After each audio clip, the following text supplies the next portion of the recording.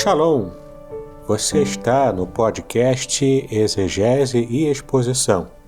Exegese on demand para você. Aqui é o Davidson Bignon. Eu sou mestre em Ciências da Religião, professor de Exegese Bíblica no seminário, pastor congregacional e também publisher editorial. Eu ajudo pastores e líderes cristãos a fazer estudos bíblicos na igreja sem ter problemas com interpretações erradas. Então, se você está pensando em compreender a sua Bíblia com segurança, não deixe de assistir a mais episódios como este aqui. Muito bem, então assine o canal, acione o sininho, curta, comente e também compartilhe. Você poderá me dar uma força me ajudando a ampliar o alcance com os estudos bíblicos de qualidade na internet.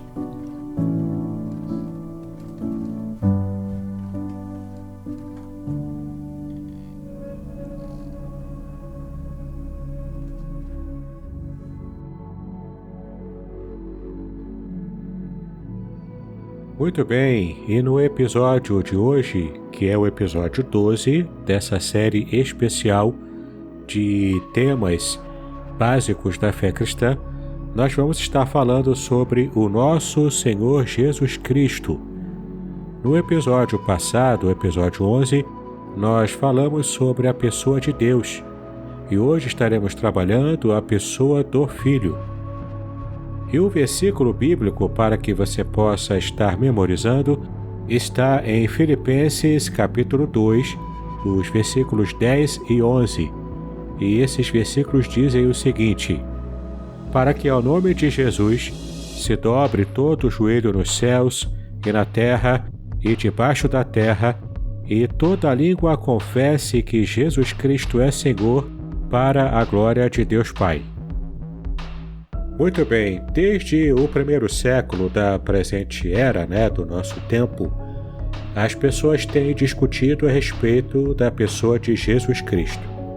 Alguns entendiam, inclusive, que Jesus não era Deus, outros que ele não era um ser humano, e ainda havia outros que afirmavam que Jesus não era nem totalmente Deus e nem totalmente homem. Ora, hoje ainda permanecem muitas dúvidas a respeito da pessoa de Jesus. Para resolvê-las, é preciso estudar muito a Bíblia. É de grande importância, portanto, que pensemos certo a respeito de Jesus, porque isso tem implicações com a vida presente e também com a vida eterna, a vida futura. Dessa maneira, vamos começar a trabalhar aqui sobre a eternidade do Senhor Jesus. A existência de Cristo não teve início no seu nascimento, o nascimento como ser humano. Antes de vir ao mundo, portanto, ele já existia. Ele estava presente na criação e também participou dela. Vamos ver aqui alguns argumentos a favor da eternidade de Jesus. O primeiro deles é que se a Bíblia fala que Jesus teve uma origem celestial, é porque ele já existia antes do seu nascimento. Veja o que o próprio Jesus declarou sobre esse aspecto. Ora, ninguém subiu ao Pai, senão aquele que de lá desceu, a saber, o Filho do Homem. Essa passagem você vai ver em João capítulo 3, versículo 13, e você também pode conferir com o versículo 31. Além disso, se encontramos na Bíblia a afirmação de que ele estava presente na criação, ou no princípio, é porque ele já existia antes de ter vindo ao mundo. Você pode também conferir essa verdade em João capítulo 1, versículo 1, que diz o seguinte: no princípio era o Verbo, que o Verbo se refere a Cristo, e o Verbo estava com Deus, e o Verbo era Deus. Além disso, no versículo 3 de João capítulo 1, também nós vemos o seguinte: todas as coisas foram feitas por intermédio dele, e sem ele, nada do que foi feito se fez. Esse aqui também se refere ao Filho, também se refere a Jesus. Além disso tudo, confira ainda Colossenses capítulo 1, versículo 16 e Hebreus capítulo 1, versículo 2, que também fala sobre a ação de Cristo desde a eternidade para a criação do mundo. Assim, Jesus dá testemunho de sua existência antes de Abraão. Você pode confirmar isso em João capítulo 8, versículo 58. João Batista também testemunhou sobre a existência eterna do Filho. Veja o que João Batista disse: "Este é o de quem eu disse, o que vem depois de mim tem contudo a primazia, porquanto já existia antes de mim." Veja João capítulo 1, versículo 15 e depois o versículo 30. Além de ser eterno, o Senhor Jesus também tem a sua humanidade atestada na Bíblia. Jesus Cristo teve duas naturezas. A primeira natureza, que nós conhecemos bem, que é a natureza humana, e também tinha a natureza divina. Elas coexistem em sua pessoa, sem que uma prejudique a outra.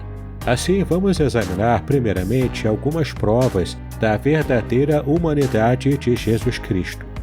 A concepção de Jesus, ela foi sobrenatural. Confira em Lucas 1,35 e também em Mateus 1,18. Ora, mas o seu nascimento foi normal e perfeitamente humano. Confira em Mateus 1,25 e Lucas 2, versículo 7. Mas depois que nasceu, Jesus cresceu e se desenvolveu normalmente também, como qualquer ser humano. Isso ele fez em um lar e em uma família típica, do primeiro século. Confira isso em Lucas capítulo 2, do versículo 40 ao 52 e também Marcos 6, de 1 a 6. Mais um detalhe importante sobre a humanidade de Jesus é que ele teve limitações físicas normais. E agora você pode perceber essas limitações fazendo a leitura das passagens que eu vou estar mencionando e anotando no seu caderno todas as limitações físicas que Jesus demonstrou nesses textos bíblicos, conforme você vai ver. E o primeiro texto é João 4, versículo 6.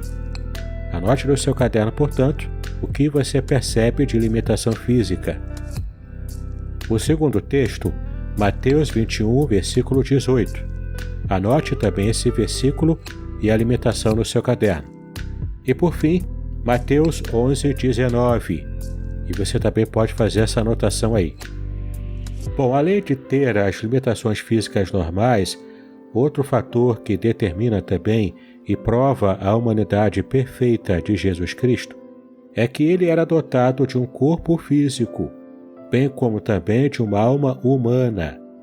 Confira em Mateus 26, versículo 12 e João capítulo 12, versículo 27. Jesus também foi tentado, confira em Lucas capítulo 4, de 1 a 13. Isso demonstra que a humanidade de Jesus é plenamente provada pelo fato de ter ele se submetido à tentação de toda a sorte, Confira em Hebreus capítulo 4, versículo 15. Então Jesus foi tentado na condição de verdadeiro homem, porque para pensar comigo, Deus não pode ser atingido pela tentação. Isso está inclusive registrado em Tiago capítulo 1, versículo 13. Além disso, para terminar aqui essa parte de informações bíblicas acerca da humanidade de Jesus, Jesus como ser humano ele morreu. O seu corpo foi pendurado no madeiro, onde ele sofreu as intensas agonias da alma e as atrozes dores do corpo, antes da sua morte física. Veja, por exemplo, o que diz em Marcos capítulo 14, do versículo 33 ao 36, Lucas 22, 63 e, por fim, Lucas 23, 33. Desse modo, a humanidade de Jesus não pode ser absolutamente negada. Perceber isso é tão importante quanto é importante também crer que ele é o próprio Deus, conforme você pode ver em 1 de João, capítulo 4, versículo 2 e 2 de João, versículo 7. Bom, além de ter a sua humanidade perfeitamente demonstrada na Bíblia Sagrada, Jesus também possui divindade, a sua natureza divina. De fato, há muitos testemunhos bíblicos a respeito da divindade de Cristo. Vejamos alguns deles. Encontramos na Palavra de Deus várias afirmações diretas da divindade de Jesus. Algumas delas estão indicadas nos versículos que eu vou citar para você agora, e eu peço que você mais uma vez esteja tomando notas no seu caderno sobre os aspectos divinos de Cristo, como aparece nessas passagens. Romanos 9, versículo 5. João, capítulo 1, versículo 1. Tito, capítulo 2, versículo 13. Atos, capítulo 20, versículo 28. Segunda de Pedro, capítulo 1, versículo 1. Percebeu o quanto está muito claro em cada uma dessas passagens que Cristo possui a natureza divina também, além da natureza humana, como nós já estudamos? Bom, os discípulos também reconheceram a divindade do Senhor Jesus. Veja, por exemplo, essa experiência de Tomé, que ao crer no Jesus ressurreto, ele declarou o seguinte: Senhor meu e Deus meu. Você vai perceber isso em João capítulo 20, versículo 28. Sim, aqui Tomé está se referindo ao próprio Jesus. Ele está falando diretamente com o próprio Jesus, o Jesus ressurreto. Ele então percebe e chama Jesus do seu próprio Deus, Senhor e Deus, né? Olha que interessante. O nome Filho de Deus também é atribuído a Cristo para indicar a sua divindade. Observe que os discípulos tratavam o Senhor assim. Pedro, reconhecendo que o Mestre era divino, ele disse o seguinte: verdadeiramente és Filho de Deus. Você vai ver isso em Mateus 14, versículo 33. Já Natanael, crendo que Jesus era o Messias, ele declarou o seguinte: mas tu és o Filho de Deus, tu és Rei de Israel. Você vai ver isso em João capítulo 1, versículo 49. Sim, até os demônios o chamavam por este nome, pois eles sabiam da sua divindade. Veja só o que diz em Mateus 8, versículo 29. Podcast Exegese e Exposição. Exegese on demand para você.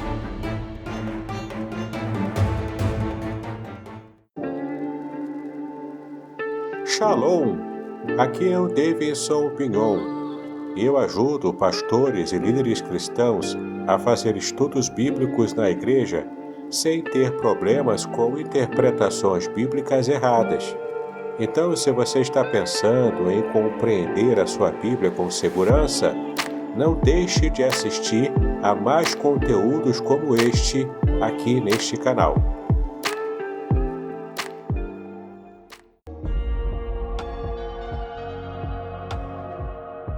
Além disso tudo, além de ser reconhecido e chamado como Deus, Jesus também possui atributos divinos. Além da eternidade que nós vimos na primeira parte deste episódio, há outros atributos que ele também possui. Por exemplo, Jesus é onipresente. Veja em Mateus 18, versículo 20 e 28, versículo 20. Além de onipresente, Jesus também é onipotente. Mateus 28, 18 e Apocalipse 1, 8. E para completar então essa lista de atributos divinos, Jesus também é onisciente. Veja como está em Lucas 11, 17 e João 21, 17. Você deve ter percebido que esses três atributos aplicados ao Senhor Jesus, eles são os atributos incomunicáveis, como nós já vimos no episódio passado. Esses atributos incomunicáveis pertencem apenas a Deus, ou seja, ele não comunicou nenhuma parcela desses atributos em sua perfeição divina para nenhuma outra criatura, sejam homens, sejam anjos, sejam animais, ou seja, em todo o universo apenas Deus é onipresente, onipotente e onisciente. E olha que interessante, todos esses três atributos incomunicáveis, eles também são atribuídos ao Senhor Jesus. Isso é uma prova de que o Senhor Jesus é divino, ele é o próprio Deus. Bom, além disso, Jesus realizou obras que somente Deus pode fazer. Entre essas obras temos a criação, como está em João capítulo 1, versículos 3 e 10, e Colossenses 1, 16 e 17. Outra obra que ele também fez foi o perdão dos pecados. Veja Lucas capítulo 5, versículo 24. Então, tanto a criação quanto o perdão dos pecados são atributos que são diretamente ligados a Deus. E o Senhor Jesus esteve exercendo essas obras. Então, o direito e a autoridade de perdoar pecados só podiam ser exercidos pelo próprio Deus. Assim, quando Cristo agiu perdoando pecados diretamente, ele fez com a consciência de que ele é o próprio Deus. Então, meu irmão, minha irmã, não há como negar a divindade de Jesus Cristo. A Bíblia afirma categoricamente a sua divindade. Ele é Deus em toda a plenitude. Confira em Colossenses capítulo 2, versículo 9. Assim, qualquer objeção à divindade de Cristo é uma demonstração de descrença na palavra de Deus, naquilo que ela revelou. Então, vimos até agora que o Senhor Jesus é eterno, que ele é plenamente homem e também que ele é plenamente divino. Vamos estudar agora algumas passagens que falam sobre o caráter do Senhor Jesus Cristo. Bom, não é possível no espaço deste episódio estudar muita coisa sobre o caráter de Cristo, mas vamos ver aqui apenas alguns aspectos. O primeiro deles é o caráter de santidade. Jesus é sem pecado porque ele nunca pecou, mesmo depois de encarnado. Confira os textos indicados, escrevendo a seguir as expressões que indicam a santidade de Jesus e deve fazer isso, claro, em seu caderno.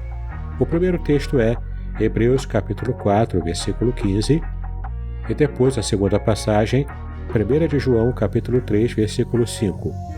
Então anote no seu caderno o que essas duas passagens falam sobre a santidade de Jesus. Além de ter um caráter santo, Jesus também tem um caráter amoroso. Jesus demonstrou amor, sendo para nós um modelo nesse sentido, Veja bem essas seguintes passagens que falam sobre o caráter amoroso do Senhor Jesus. João capítulo 14, versículo 31. Efésios capítulo 5, versículo 25. João capítulo 14, versículo 21. E por fim, Lucas 23, versículo 34. Então Jesus é santo, amoroso, e ele também é manso, ele tem muita mansidão.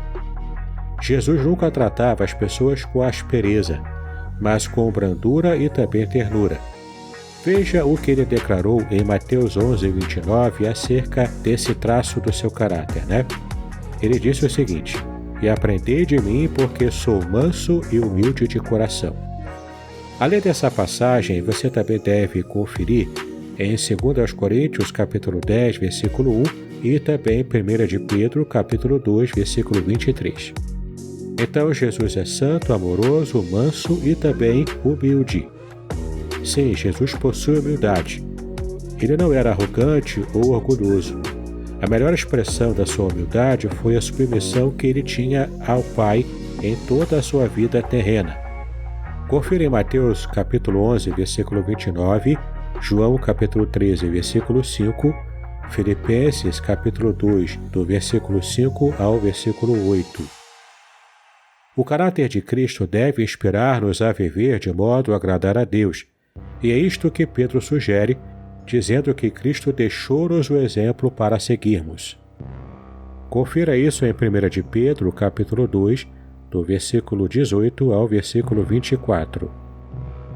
Muito bem, e o último aspecto da personalidade do Senhor Jesus que vamos estudar hoje é o seu senhorio. Jesus Cristo é Senhor. Mais de 1000 vezes este título é aplicado a ele no Novo Testamento. Veja agora algumas poucas passagens e escreva no seu caderno o nome pelo qual Jesus é chamado em cada uma delas. A primeira passagem, Atos capítulo 10, versículo 36. A segunda passagem, 1 Timóteo capítulo 6, versículo 15. E por fim, Apocalipse 17, versículo 14 e 19, versículo 16. Observe que o título de Senhor, ele expressa o caráter exaltado de Cristo e também a sua suprema autoridade. Esse título foi mais intensamente aplicado a ele depois da sua ressurreição, indicando então que o Senhor Jesus é o dono e o governador da Igreja. Confira em Atos capítulo 2, versículo 36, 1 Coríntios capítulo 12, versículo 3 e Filipenses capítulo 2, versículo 11. Assim, se Jesus é Senhor, devemos deixar que nos governe em tudo. Veja, por exemplo, o quanto precisamos que Ele nos governe nas relações comerciais e também de trabalho, em Efésios capítulo 6, de 5 a 9, e 1 Timóteo capítulo 6, versículos 1 e 2. Além disso, Ele precisa nos governar nas relações amorosas também. Veja Mateus 19, de 3 a 12, 1 Coríntios capítulo 6, de 15 a 20, e também 1 Coríntios capítulo 7, de 1 a 5. Dessa maneira, a Bíblia ensina que o sexo é uma dádiva de Deus e que as relações sexuais são restritivas ao casamento. O Senhor Jesus também deve nos governar nas relações familiares. Confira em Efésios capítulo 5, versículo 22, capítulo 6, versículo 4 e, por fim, Colossenses capítulo 3, de 18 a 21. Jesus, então, deve ser Senhor no lar, onde influencia as relações entre o marido e a mulher e também entre os pais e os filhos. Para terminar, Jesus também deve ser Senhor das nossas vidas em nossas relações eclesiásticas. Confira em Colossenses capítulo 3, do versículo 12 ao versículo 17. Na igreja, portanto, devemos deixar que o Senhor Jesus dirija todas as ações, ora, quer nos relacionamentos pessoais ou até mesmo nas reuniões da igreja. Tudo tem que ser feito em nome do Senhor Jesus Cristo, como está em Colossenses, capítulo 3, versículo 17. Assim, Cristo é o soberano Senhor do cristão, que deve demonstrar-lhe completa submissão. Nada na vida do crente pode estar fora do controle de Cristo. É assim que devemos dizer que Ele é o nosso Senhor e Salvador Jesus Cristo. Muito bem, chegamos ao final do episódio de hoje. Eu espero que você tenha aproveitado bastante todo o conteúdo que apresentamos aqui. E prepare-se, no próximo episódio, de número 13, estaremos falando sobre o Espírito Santo. E assim terminando o estudo particular de cada pessoa da Trindade. Espero você até lá. E caso você tenha me encontrado agora aqui no YouTube, você pode fazer uma pesquisa na playlist sobre os estudos bíblicos básicos da fé cristã. Aqui você vai ter acesso a todos os estudos anteriores e ainda, se você desejar e gostou do conteúdo, pode assinar o canal, clicar no sininho, curtir esse vídeo e compartilhar também com seus amigos para que esse canal possa estar alcançando maior abrangência e possa abençoar muito mais vidas alcançadas com estudos bíblicos de relevância aqui pela internet. Eu agradeço muito a você pela sua atenção até agora. Que Deus abençoe a sua vida, paz e bênçãos.